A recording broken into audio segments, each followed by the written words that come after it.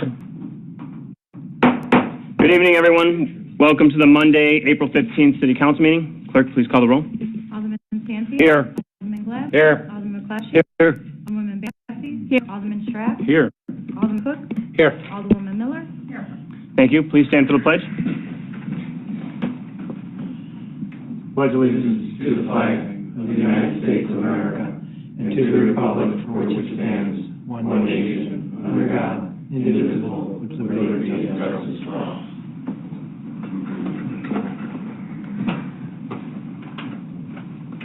First item on the agenda is a public hearing. I call the public hearing to order for the proposed fiscal year 24-25 budget at 7:01 p.m. Can I have a motion? Do I have to do a motion? No. You can do a, no. So just roll call? You can just do it. You're here. All right, we're good. Just take the rolls. All right, perfect. All right, open it up for public hearing by the public. See none. I'm looking, a motion to close the public hearing portion. Alderman Strack? So moved. Second. Alderman Santi? I'll second the motion. Thank you. Clerk, please call the roll. Alderman Strack. Yes. Alderman Santi. Yes. Alderman Gleb. Yes. Alderman McClatchy. Yes. Alderwoman Bassey. Yes. Alderman Cook. Yes. Alderwoman Miller. Yes. Thank you, Council. Next item on the agenda is a motion to adopt the fiscal year 24-25 budget. I am looking for a motion to approve. Alderwoman Miller? I'll make the motion to approve and adopt the fiscal year budget 24-25 as presented. Thank you. Second? Alderman Santi?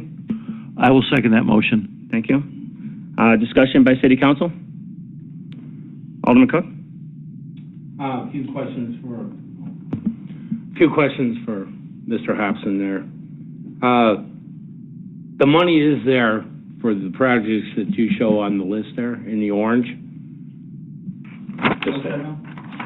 Is the money there for all the things? Is there a time restraint on all these that, you know, you have a question mark on? Well, those will be the goals to have those done within the year. Those are leveled on the orange projects on that maintenance list. Those are to be done within by April 30th of 2025. Okay, so some of these. There's some question ones that were some capital items that myself and Administrator Ostrowski have to, I guess, finalize and say we're going to do this or we're going to do that from a capital point of view. All those things in the orange, almost all those things in the orange are maintenance type items. Okay. I'm assuming you're referencing like East Beach, West Beach.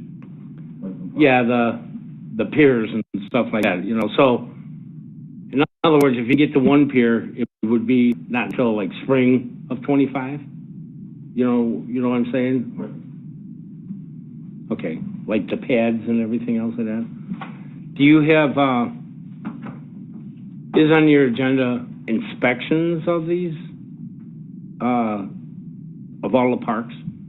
I mean, is somebody going to physically go out there and inspect, you know, the equipment, you know, the kids' stuff and all that on a recorded, you know, piece of paper saying that, yeah, that on this date, so-and-so did inspect these and all that and everything was fine? We currently do not have a playground inspection form. I'm working on developing one of those. It's not all that common in McHenry County, I'm learning, but there are some that I can borrow from that I liked, from a paper sheet that I can utilize that says as a frontline maintenance worker, they can go through the park and say this concrete's uneven, this bench needs to be, you know, acceptable, not acceptable, for a number of different categories that they can go in and, let's say, quarterly or biannually hit those parks and say, all right, these are things that need to be addressed. Right now, that's done through our management team. Pat Gorniak and Jeff Friedel will walk through those as a management team, put work orders together, address those items that need to be addressed, or put that list together. Is this a monthly thing, or you said bi-monthly? Well, there's not a, I mean, right now, we do that probably quarterly. Okay. Maybe I guess what I'm suggesting is that a little bit more often, go out there and check, you know, how the kids, you know, move the mulch and all that stuff because of the swings, you know, after they mow. Well, and I think maybe that's where the sheet that you're looking for could be helpful in that, you know, frontline maintenance worker would say, all right, we checked these things this month. So maybe monthly those are happening. Right now, it's they go in and they'll do those things without performing any, they go in and they'll fix the mulch. That's one of the common things, especially mulch, Are they in fall zones? Are they under the swings? Are they in our playgrounds? Is the depth of the mulch? I think on a lot of those things, anytime that you saw on that particular list, anytime you saw mulch listed, mulch needed, it was in red because that's a safety item. That would be something that we would address before the, probably right now, we'll start buying mulch after the budget's approved and get that mulch in for the playgrounds for the summer. Guess that wraps it up for me. Thank you. Alderwoman Bassi? I do have a couple of questions for you. What is the actual budgeted amount for park maintenance? Because I looked and we went back and forth, so I'm just looking for the real dollar amount. Sure. Our parks, so for this coming year, our parks maintenance, I have $57,000 in contractual dollars and $96,000 in materials and supplies. What's not included in that is any of our mowing, our contractual mowing. Right. I didn't think that, just projects that we would tackle, as Alderman Cook alluded to, or portable toilets, things that appear in the parks that are part of that maintenance budget, but not necessarily, I think, pertinent to the question you're asking. So, again, from parks by itself for this year, $57,000 in contractual, as well as $96,000 in materials and supplies. Does that $96,000 include replacing the swing set at the East Park? It does not. That is a separate, that's capital dollars, so I didn't account for any capital dollars. Just any capital type programs, like there'll be some dollars that we utilize for the parking lot. We got a grant, $150,000 grant, or what the project's going to cost us, $200,000 to pave the boat launch parking lot. $50,000 will come from Parks Developer donations for that. Things like there wasn't many capital. We really shifted more to a maintenance than any installation of more capital and replacement of capital. So, but those type of things, a new pavilion that maybe we're talking about at East Beach, those type of things will be capital type items. Could you give me some examples then of what you would use the $96,000 for? There's any variety of things. If it's gravel in Fox Ridge Park, that parking lot needs to be addressed. I was just there today walking. Could be limestone screenings for a path. Okay. It could be any fence repairs. It could be any split rail fence or backstop fencing that needs to be repaired. The mulch, any of the playground mulch is going to be included in that. Any paint, any shelter repairs that need to happen. A lot of those are going to try to be done in-house. There might be a situation like that. We just put a couple of roofs on some gazebos and some shelters. Those will be done contractual. At Peterson Farm, there's some fencing in the front that needs to be replaced. The columns that need to be replaced. From the house, there's a roof and a garage that needs to be repaired. There's ball field mix for all the ball fields. No, I understand that. Which parks were done in the 23-24 fiscal year? Neighborhood parks. I only care about neighborhood parks. Do you remember? Neighborhood parks? Yeah, just the neighborhood parks last year. Well, that's tougher. It's not something that we necessarily track. You saw the result of us going through for this coming year. That was a result of a request that you made to say, I want to see everything that you plan to do for the coming year. Right. But that document hasn't existed prior to that.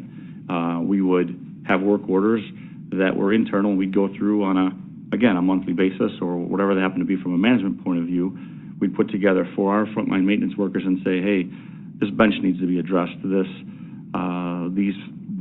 The railing at Fort McHenry needs to be stained, or the playground needs to be stained, or paint the railings at Betts Park. Concrete work that needs to happen.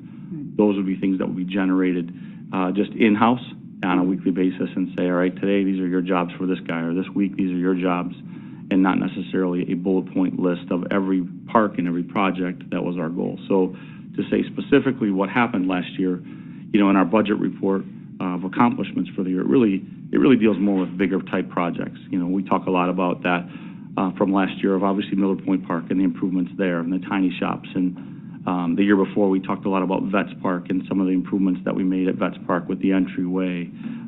So our accomplishment sheet really hits on the bigger projects and not necessarily the improvements to the neighborhood parks or the mini parks that you're looking for. I think Bless you. the establishment of this document that was presented to council over the weekend, I think could be a vehicle that then helps us to track and present to you. I mean, that's something that certainly could be sent out on a quarterly basis as you see each of those items to say, all right, in 2 months, this is the progress we made. We can put completed by any number of those.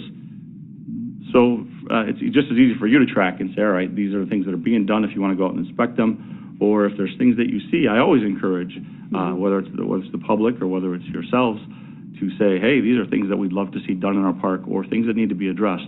I never shy away from more eyes to make our park system better. Okay. Interesting, I did a little bit of research about neighborhood parks, and the University of Washington in 2020 did a study that homes that are adjacent to a neighborhood park have a 8 to 20% higher value than a comparable home elsewhere, but they have the complete opposite. If they are near a park that is in disarray, their home value is significantly lowered. So I think I've been pretty clear, and I think most people know that I'm very pro-neighborhood parks. I want to see maintained. I would like to see this list updated regularly, and I would like to not, it's kind of sad that a lot of these neighborhood parks have neglected because we're spending so much more time and resources on the Riverwalk and Miller Park. I would disagree with that statement. We spend more on our park system than we do in our downtown and our Riverwalk. I think there's any park that you could walk through and probably find something, but to say that they're neglected, I don't feel that our park system has been neglected. There are items that need to be addressed, but I don't think any of our parks, with the except, there's parks that are just strictly natural parks that are meant to be that. There's nothing in them really. But other than that, I think our parks are in fairly decent shape. Yeah, they do. Yeah, they need some things that be addressed, as you can see by that list. But I stand behind our guys, and I stand behind where our parks are at.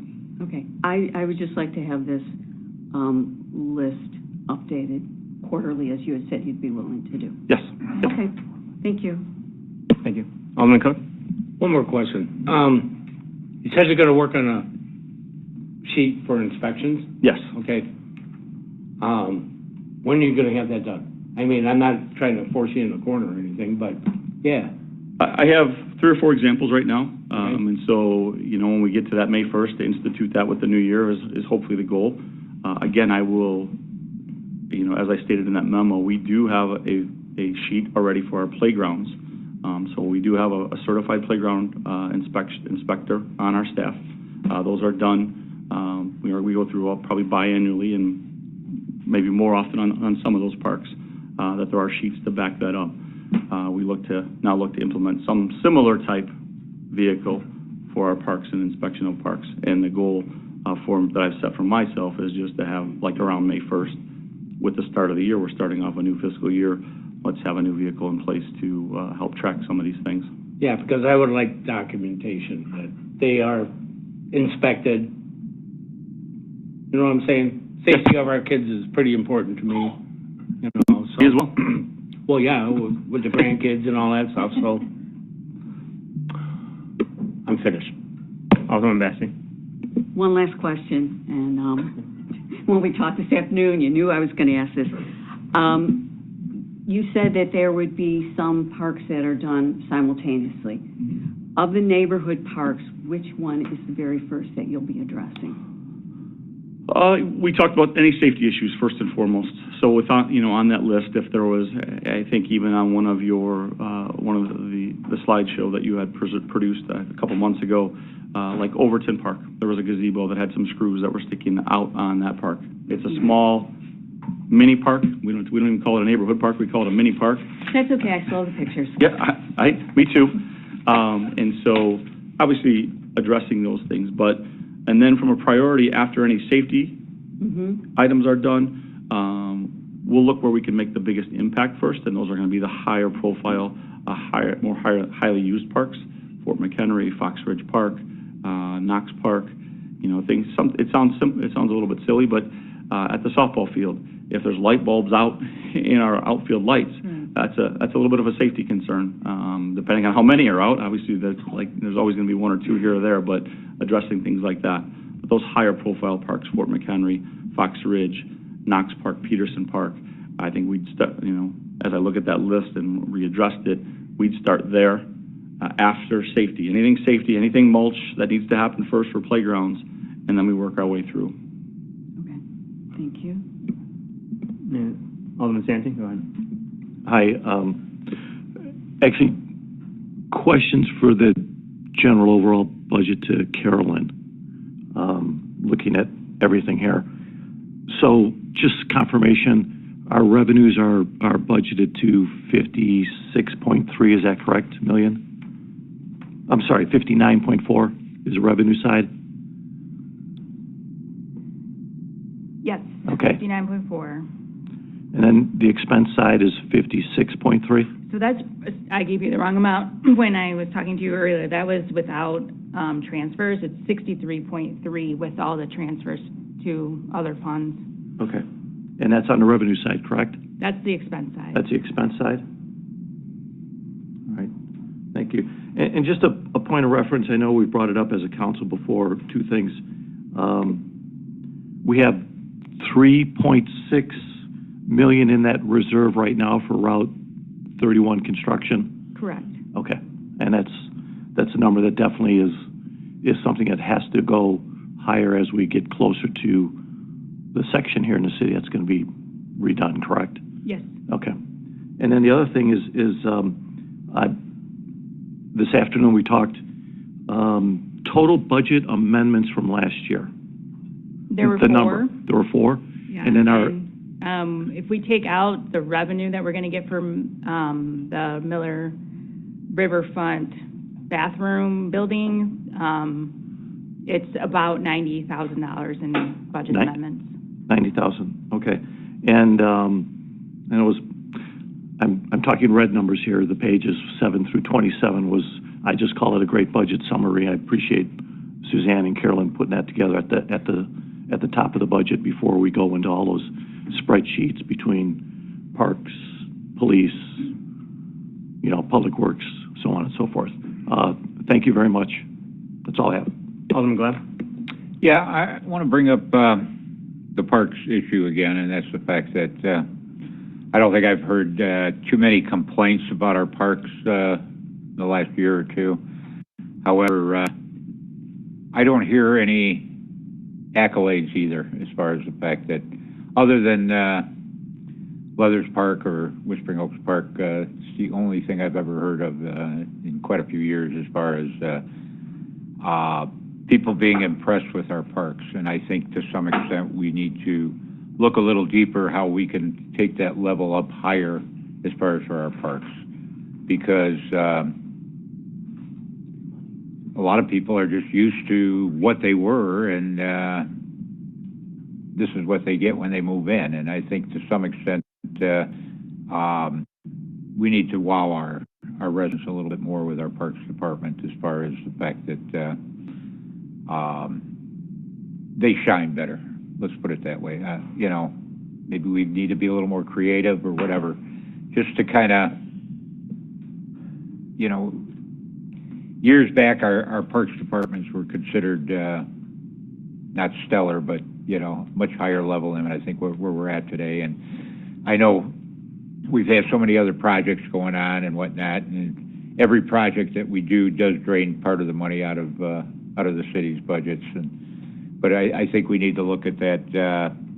You know, you as a director need to fight the rest of them for more money, if that's what it takes, whatever it takes. You know, but and with that, I will bring up the fact that the budget we're talking about a transfer. I think it was it 130 or 180,000? What was it for the rec center?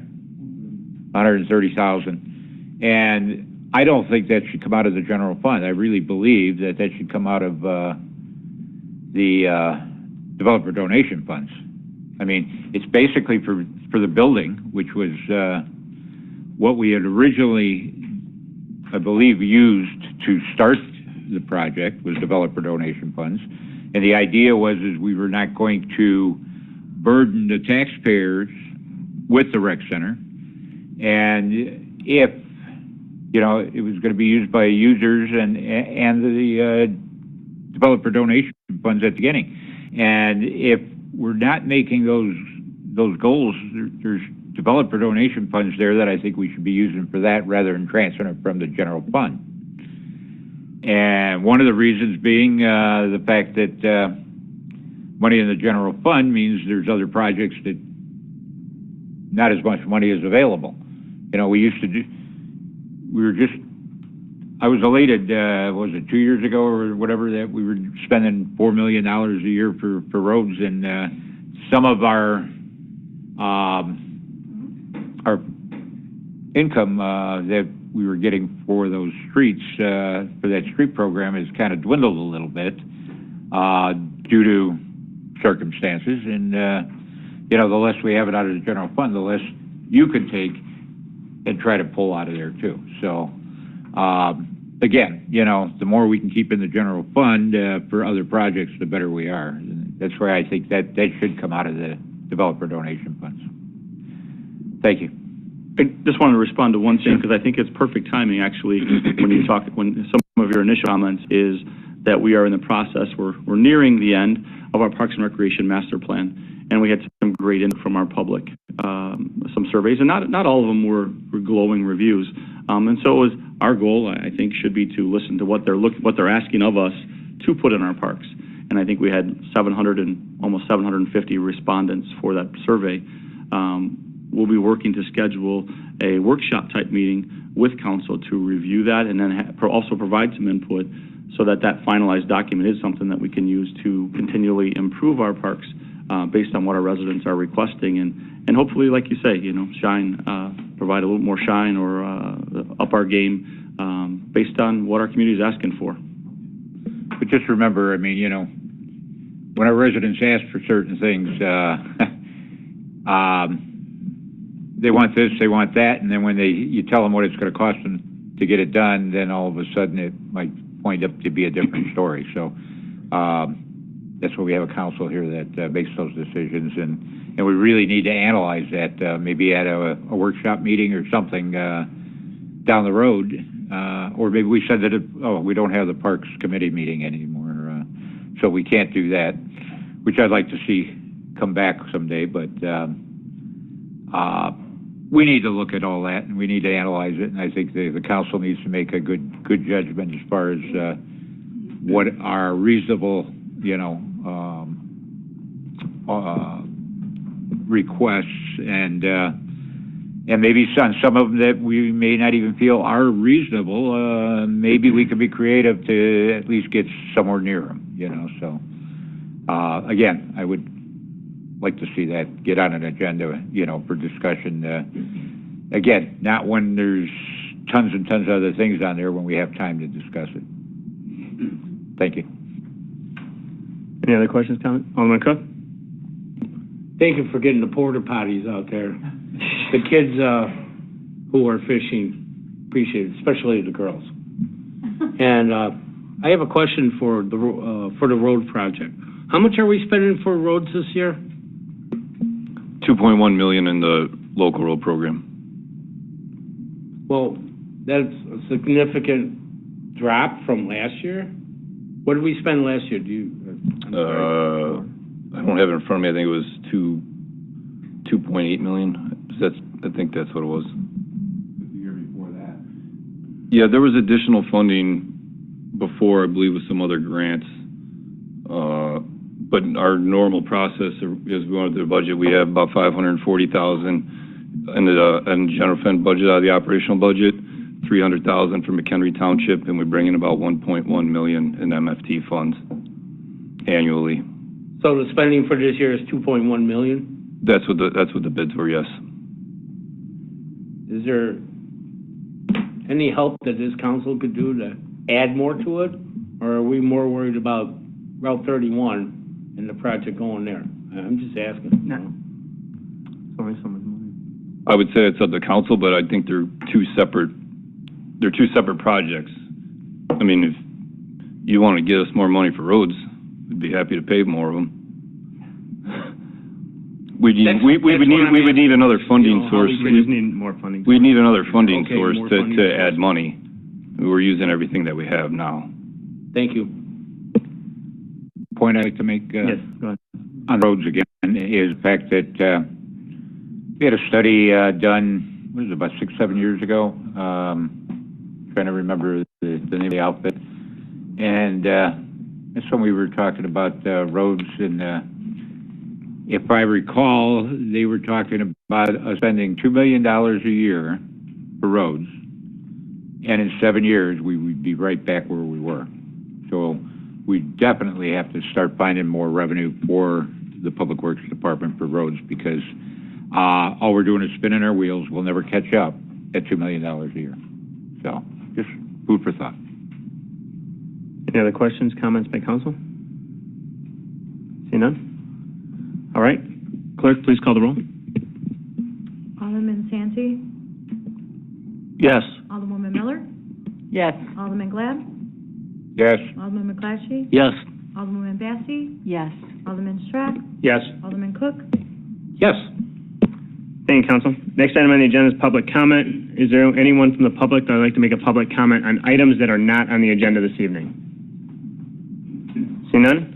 Moving on to consent agenda, items 7A through 7K. Is any council members wanting to pull an item for separate consideration? Alderman McClatchy? Yeah, H.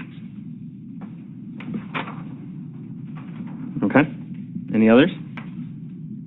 All right, I'm looking for a motion to approve 7A through G and I through K. Alderman Strack? So moved. Second, Alderman Miller? Second. Thank you. Discussion on these items? See none? Clerk, please call the roll. Alderman Strack, Yes. Alderwoman Miller, Yes. Alderman Cook, Yes. Alderwoman Bassey, Yes. Alderman McClatchy, Yes. Alderman Glad, Yes. Alderman Santi. Yes. Thank you, council. Item H was pulled by Alderman McClatchy, Fox River Day proclamation. Floor is yours. Thank you. We're Heart of the Fox.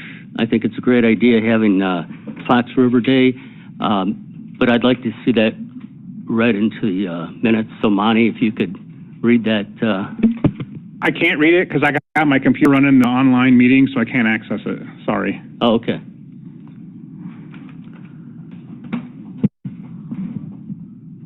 No. Chicken. Bill's let me borrow his computer.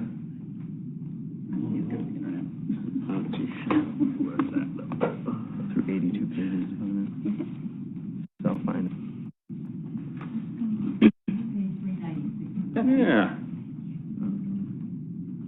I got my glasses on. You can read it? Yeah.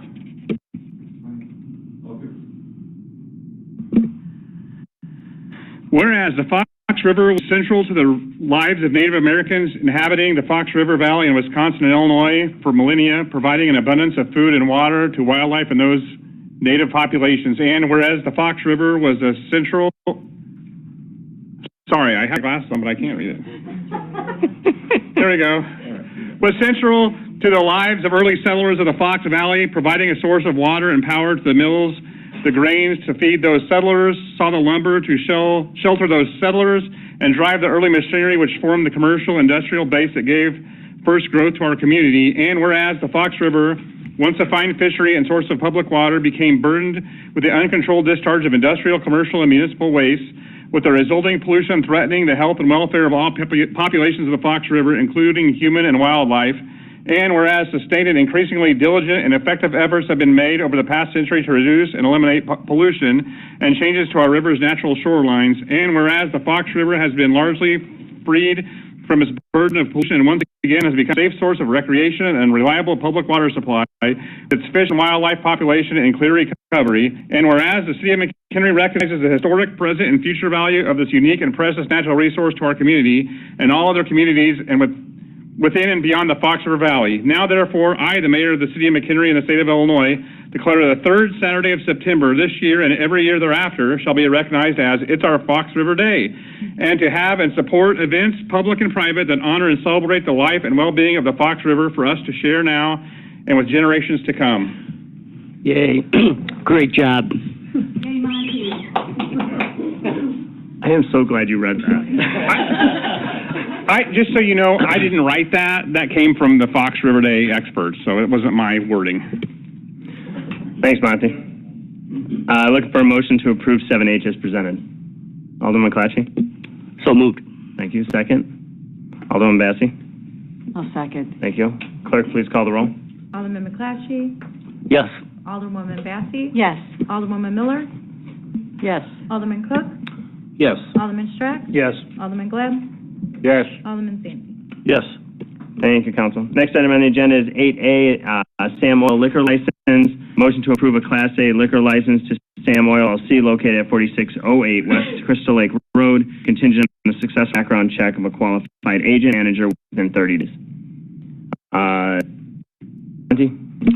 Sure, this is a simple change of ownership. They came in and met with staff, and staff has no issues with this. They need to find a local manager. The owner does work here every day. It's just they don't reside within the 10 mile requirement. But it's just a simple ownership change. Nothing major is changing. They're going to have to get their what's that called, Ross?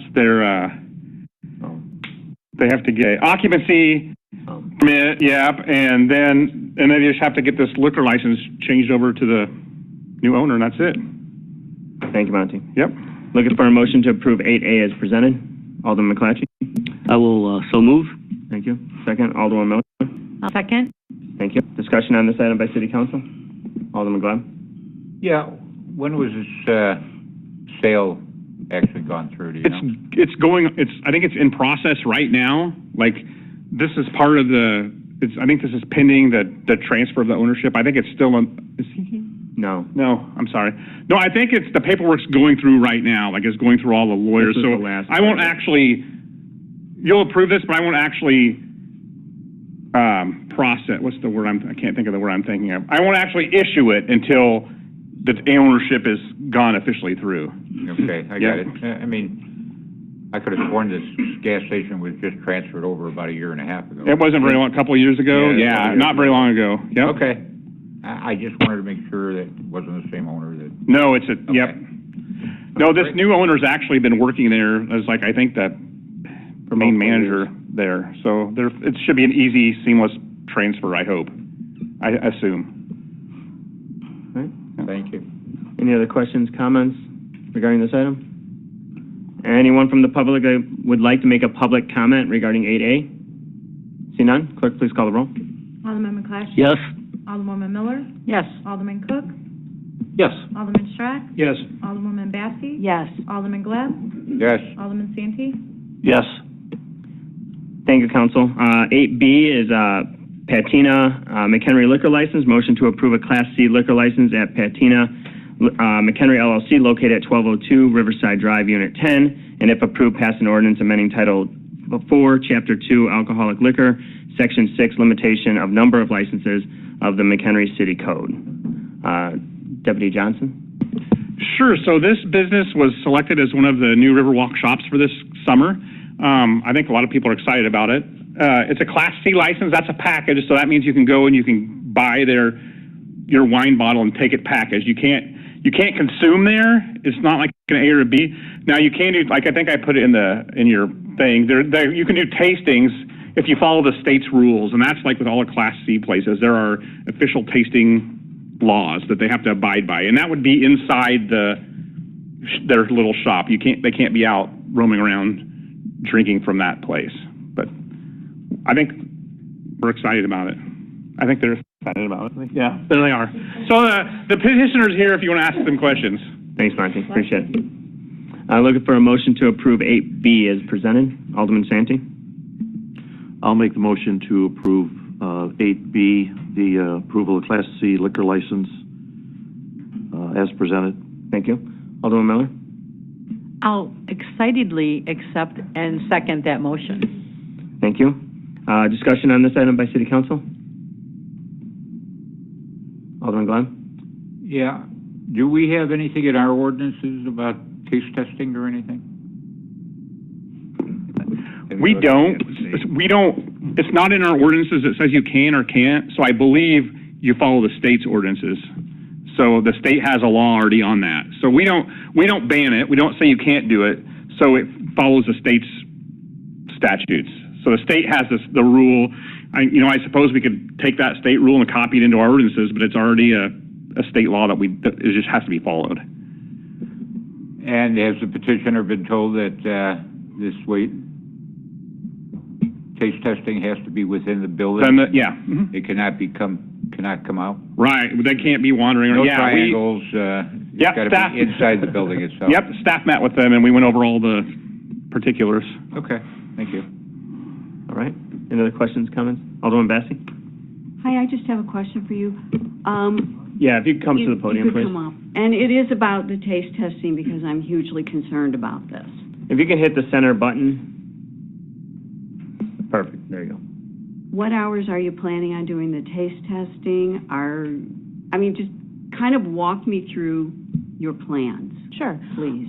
So right now, we are looking to be open Wednesday, Thursday, Friday, Saturday, Sunday, and we're looking to do daytime hours. So we're more so taking advantage of while people are walking around, and the taste testing portion is more so, introducing you to a new bottle of wine or spirit, something like that. So if you come and you're trying to find something that you'd like, that we can give you a small sample to kind of find something, put you in the right direction. Okay, More but so what than hours? What just are your having. hours going to be of testing? It'll be basically on the weekends. It'll be from 11 to 6, and then 11 to 4 on Sundays, and then on Wednesday and Thursday, our hours are probably going to be 12 to 6.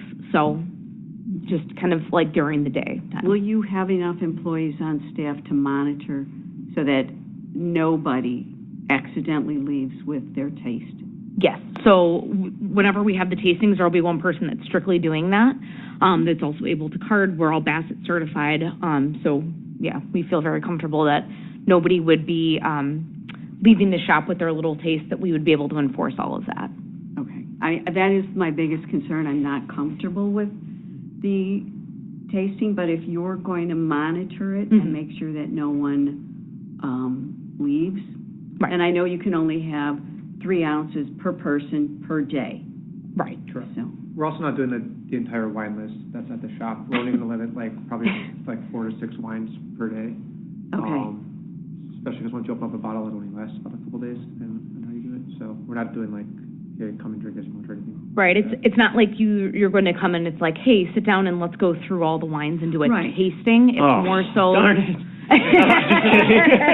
we have wine bars for that. That's cost prohibitive. Yes, but correct. But it's more so just for us to be able to kind of guide you in the right direction. We currently, right now, have a wine bar and restaurant in Park Ridge, and we're opening tomorrow in Mount Prospect, so forgive our appearance. So we are kind of using this to kind of test the market, because I live out this way, and I would really like to open a Patina wine bar in McHenry. So we're kind of using this as a test experiment to kind of see, what the city likes to drink and what they're into, and hopefully find a permanent home out here where we would be able to do full-blown wine tastings and everything else within our restaurant. Okay. I hate to be the nasty one. That's okay. Are there any consequences for the proprietor, for the city, for anyone? Yes, I am asking you this. Yeah, the answer is Consequences yes. if they leave. We're able to enforce the state statute as well. So just because we don't have it specifically written in our ordinance, the state law still applies in that absence. And if there was any violation of the wine tasting, we would file that complaint directly with the Illinois Liquor Control Commission, and they would send out a sworn officer and enforce it on the state level. And that enforcement would be against their state license. Okay. Thank you. I feel a little more comfortable now. Thank you. Yes, no, of course. Alderman Miller? Carissa and Tim, welcome to McHenry. Thank you. I think your shop is a nice adventure in the Riverwalks, and complements a couple of the other stores that are down there. So I think you will find yourself busier than you think. Hopefully. And I want to just welcome you to our town, where you will discover a whole new clientele, and you will do extraordinarily well. Thank you. Thank you for Really being here. looking forward to it. Any other questions, comments by council? All right, you may have a seat. Thank you very much. Thank you. Appreciate it. Thank you, appreciate it. Is there anyone from the public that would like to make a public comment regarding this item? See none? Clerk, please call the roll. Alderman Santi, Yes. Alderwoman Miller, Yes. Alderman Glab, Yes. Alderman McClatchy. Yes. Alderwoman Massey, Yes. Alderman Strack, Yes. Alderman Cook. Okay. You have to say yes or no, because I got told that way. Yes. Okay. We're good. All right, thank you, council. Congratulations and welcome to McHenry. Appreciate it. Next item on the agenda is 8C, zoning and CUP for 4016 West Crystal Lake Road. Motion to pass an ordinance granting a zoning variation and conditional use permit to allow open sales lot in conjunction with automotive sales at 4016 West Crystal Lake Road. Director Padalecki, floor is yours. Thank you, Mayor. Bold Motors, Inc. is requesting approval of a conditional use permit to operate an open sales lot in conjunction with automotive sales at 4016 West Crystal Lake Road here in McHenry. Our zoning ordinance requires the conditional use permit for automotive sales of openly displaying automotive vehicles for sale. The petitioner is also requesting approval of a zoning variation to accommodate the location of the existing Quonset hut on the property that was constructed in 1950. So we're just cleaning that up with that variance. So the petitioners are here if there's questions for them this evening. And thank you, Ross. Looking for a motion to approve 8C as presented. Alderman Santi. I'll make the motion to approve 8C as presented, the zoning and CUP for 5016 West Crystal Lake Road as presented. 4016. I'm sorry, 40. Okay. 16. Second, Alderman Cook. I'll second that motion. Thank you. Discussion on this item by City Council. Alderman Miller. So, I'm okay with the continued conditional use. I agree with the, report from zoning that maybe it's not the highest and best use that we want to see there, but it's a use, and the public will provide feedback to the owner if that's what they want there. It'll either succeed or fail. So I would like to see a use there, because that little stretch is kind of like, okay, what's going on here? So it puts somebody in there, and I think it gives our public the opportunity to say that's what we want. And if they don't go there, it won't survive. Any other questions, comments by council? Alderman Glab. Yeah. So I guess that means, if the residents of the city of McHenry like it, that's fine, but, it means that's all they sell to is the residents of the city of McHenry. You know they're gonna pull from everybody else, possibly, if they do business. They're not gonna just deal with people in the city of McHenry. So I don't necessarily think that way. I think to some extent, we allow this, these type of uses to go in over there. Number one, I don't think it's a good spot for a used car lot. And I think, you know, you look at the zoning board and they looked at it as well, they want to fill a building. Well, if we fill the buildings, with any type of business, we're not going to be looking at redevelopment of these areas that are so desperately needed. You know, I mean, the corner and further south, that needs to be redeveloped. It probably needs to be redeveloped, I think it even says in here, as far as a whole. And like I say, there are other places, I think, that along 120 and 31 that we could have used car sales rather than an area like this. That building's been there since 1950, and it seems like it's probably been there longer than that, but it's definitely a property that needs to be redeveloped along with other properties adjacent to it, and I can't support this. Thank you. Alderman McClatchy? Thank you, Mayor. I've got a question for the petitioner, if they can come up.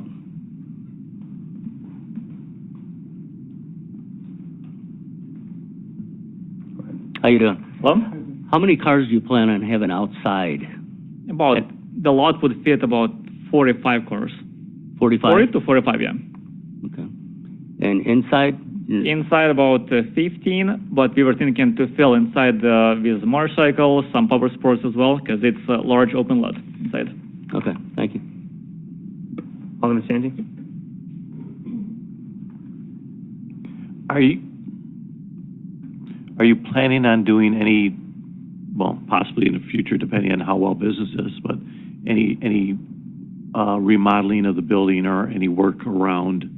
Well, we actually do even before we start business there, because as of right now, the building does look obsolete and pretty old. The fence looks old, the lot on the front looks beat up. Overall appearance is looking horrible, and we're also interested in, bringing customers to clean, nice location. Sure. So even before we start conducting business there, if approved, we would like to make it appearance proper and, of course, appropriate lighting, because it's very dark. I've been there a few times when it's dark. So more like, yep. It's still dark. And the other question I had was, are you selling automobiles at any other locations around this area? No. Okay. As of right now, we're selling the cars in East Dundee. It's close by Elgin, and we're looking to move the business to McHenry. Okay, so you're not establishing a second business, you're bringing that business Correct. up here? Yep. Okay. I do have a couple of concerns like Alderman Glab has, but my concern is to you folks in regards to, you are 2 or 3 lots off of the main highway. There's definitely more eyeballs on the state highway. I know that eyeballs are needed to get auto sales. I wish you good luck there, it's just that, and I hopefully it's safe to say you'll be, doing some marketing and being able to, advertise it, get up and going.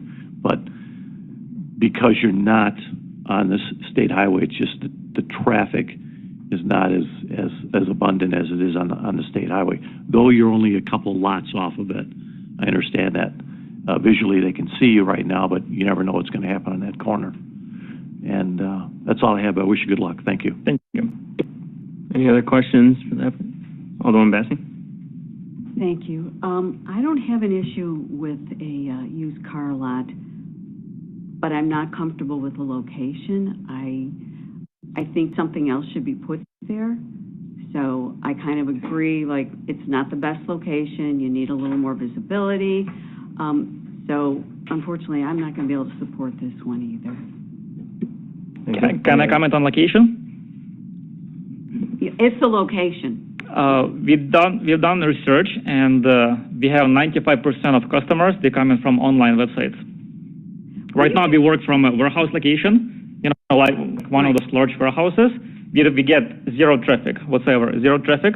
All the customers coming from online. And I do have friends of mine who have car dealerships. Customers solely comes from online websites. Were you guys here a couple of years ago? Nope. Oh, okay. There was First time someone here. else that was on Crystal Lake Blacktop. Okay, thanks. Alderman Miller?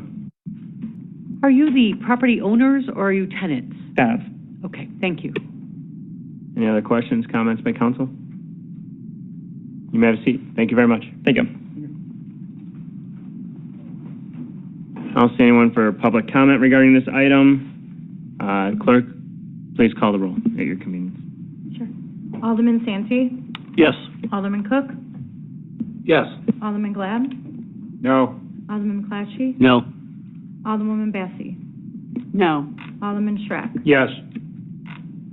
Alderwoman Miller? Yes. Okay, passed 4-3. All right. Good luck. Congratulations and welcome to the city of McHenry. Appreciate it. Next item on the agenda is 8D, Central Wastewater Treatment Plant Site NFR Letter. A motion to approve change order number 1 in the amount of $40,680 to HR Green Incorporated for the Central Wastewater Treatment Plant Remediation Program. Director Wirtz? Thank you, Mayor. Before council tonight is a change order to the originally approved task order for $61,900 for boring and samples to get our NFR letter at the Central Wastewater Treatment Plant. After the IEP reviewed it, they're requiring additional samples and borings. That's what the additional almost $41,000 is. So with your approval, we'll be able to move forward and get our NFR letter for a clean site there. All right, thank you. Looking for a motion to approve 8D as presented. Alderman Strack? So moved. Alderman Santee? I will second the motion. Thank you. Discussion by City Council? Alderman Santee, go ahead. So once we get this letter, Steve, it's done, it's approved for that piece of property, and we won't be having to do any kind of, any more other programs, anything like this. Yes, if there's no more remediation needed after the samples, then we're good. The site will be clean. It'll be ready for a developer. Okay, so once we get this done, then we'll know if it's clean. Correct. Got it. All right, thank you. Any other questions, comments by council? Clerk, please call the roll. Alderman Strack? Yes. Alderman Santee? Yes. Alderman Glad? Yes. Alderman McClatchy? Yes. Alderwoman Massey? Yes. Alderman Cook? Yes. Alderwoman Miller? Yes. Thank you, council. Next item on the agenda is Orchard Beach Road property annexation. Director Palarek, you want to go ahead and start us off? Certainly, Mayor. So if council recalls a few years back, and David, you can chime in at any time on this one, you were heavily involved. We were looking at road improvements for the Orchard Beach Road. At that time, it was a non-dedicated road. The Orchard Beach residents and the town asked the city to chin and pay for some of the expenses to improve the road, and ultimately the city council turned that request down. Since then, the county township has used motor fuel tax to improve that road. Therefore, it has become a public road and is no longer a non-dedicated road. What that does is that makes the residents of Orchard Beach contiguous to the city of McHenry now, and there's roughly, 9 or 12 of them that have hooked up to our sewer, 9 of them that have hooked up to our sewer previously with pre-annexation agreements, some which have expired, but that's another story. What I'm looking for tonight is, because this was such a hot topic when the township came here and asked for money, I wanted to make certain that the council was aware that they are now contiguous and able to be annexed in due to the fact that they have city utilities. So if council concurs tonight through like a show of hands, we'll move forward with those annexations of those individuals on Orchard Beach. Thank you. Alderman Glad, go ahead. Yeah, I just want to say that this has been a long time coming, and we've had a lot of roadblocks and whatnot.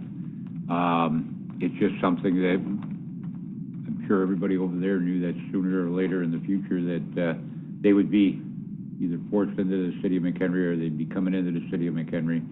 And to be quite honest, they may not look at it necessarily right away, but I think it'd be a benefit to both them and us bringing them in. Alderman Santee? Do we know how many homes?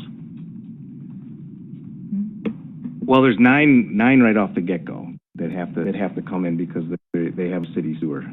But those are spread out, and there's some homes in between those homes that we could potentially bring into the city of McHenry. So I think there's roughly 24 that would be contiguous all the way up the road to where Riverside Hollow ends. So at the end of the day, if the guy all the way on the end annexes in, then everybody between there and McCollum Lake Road can come into the city. Or be, yeah. So it's a discussion, we're looking for, just a nod or raise your hand. Just to move forward with it, so staff can move forward with preparing the documents to bring back to you for a formal vote. Okay, so if if it's a good number and we tell you to move forward on this, what do we owe those citizens, or what kind of, just a standard, those receive letters at that time? Correct. We have a form letter that will send out that's specific to city services, that they, garbage service, things of that nature, what's available to them, sewer, they're the ones that don't already have it, things like that. And then, I'm sorry, just one more follow-up is then, at that point, we'll let them know, or will we be able to give them the estimate that if, in fact, they do have to connect because of their own septic problems, they'll know the cost to that? Water and sewer? Well, we will not force anybody to hook up to sewer. That's been our policy. If it does fail, the county will not give them a new septic permit because city sewer is available to them. So at that point, yes. I mean, all the 9 that are hooked up already, they've gone through that process of hooking up and paying the fees. Right now, as it stands, they're paying 1.5 times because they're outside the city limits utilizing our utilities. So they're going to actually save money by being annexed. Before they, connect. If and when they connect. They will all eventually have to connect. Yeah, they're sure, going, at some point. I mean, 9 of them have gone bad over the years, so. All right, thank you. Another question? Oh, Alderman Bassi, go ahead. Ross, real quick question. If you go down Orchard Beach Road, there are, and yes, I have done this, there are a couple of houses that are not on the riverside. Are those McHenry, or are those also not part of McHenry yet either? Those are McHenry County. Would they be included in the annexation? Let me pull it up real quick. No, I don't believe so. That's too far north. Oh, they're too far north at that point? Correct. Only what abuts. Just the ones that are behind? No, I take that back. There are 2 of them down there on that little triangle. Yes. That would, yes, be eligible potentially to be annexed in. Okay. All right. But the sewer line is not run that far north yet, and I believe they'd have to end up putting the lift station in, wouldn't they, at some point there, or no? Yeah, I don't think they would. I don't think that they could get it all the way down there and have it gravity fed, so they'd have to pump it. But they would be part of the annexation, correct? No, they would not be. Because what has to happen is the house at the end there has to be annexed in for us to be able to get all the rest of the homes in. Because then it becomes, the river is a boundary, and then they're wholly surrounded. So that's the whole under 60 acres and wholly surrounded, we can annex them into the city. But they have county to the north of them, so they wouldn't be wholly surrounded. All right, thank you. And is there anyone from, No. Okay, thanks, that's what I wanted to know. Thank you. Alderman Cook? It's a nice road down there that they did. What side of the road are they gonna be putting the sewer line in? Well, it's already on the west side. We have an easement that was dedicated when Riverside Hollow was developed. Okay. We planned ahead back in '05 or whenever Riverside Hollow, and we created that easement for these residents, or for these homes actually, so. I just wanted to know if it was closer to the river or... No, it's on the other away side of from the it. road. Oh, that's a good thing. Thank you. Alderman Miller? I'm in favor of doing the annexation of 2006. Therefore, we're creating the island in the storm, and then we can go have an involuntary annexation. I don't feel that was met uncomfortably when we did Crystal Lake Road. Clearly, I think behind St. Patrick's was handled a little odd. So I think this would, again, set a precedent for the right way to do it, and it does benefit the residents as well as the city. So I am in favor of grabbing 2006 with an opportunity that's presented, and then using the ordinance to get the rest. Thank you. Alderman Cook, you in favor of this? Yes, I am. Okay. Alderman Stratt, yes? Yes. Alderman Bassi? I am, because there's no one here. No, I'm serious. Well, if they were against this, they no would one's been notified. I mean, we haven't notified anybody that this was going to be on the agenda, and so they will be at the next meeting, I'm sure. Okay.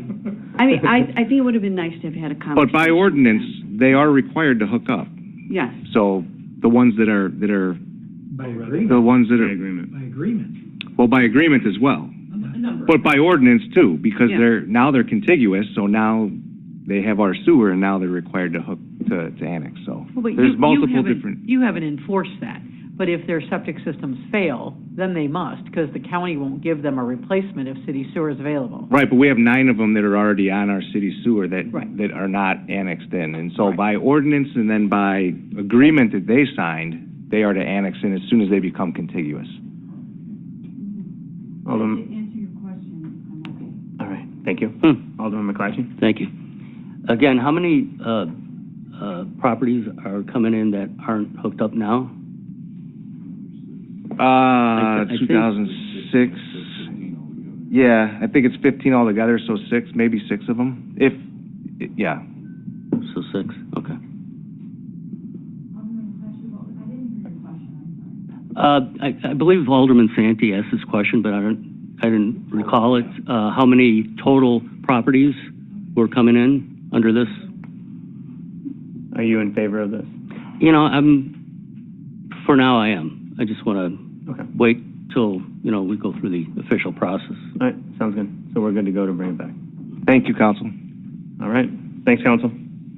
I have staff reports. Is there any new staff reports tonight? Oh, Bill Hobson, said Alderman Hobson, yes. I just want to provide an update now that we're a month on the other side of Shamrocks to Fox and our actual how we did.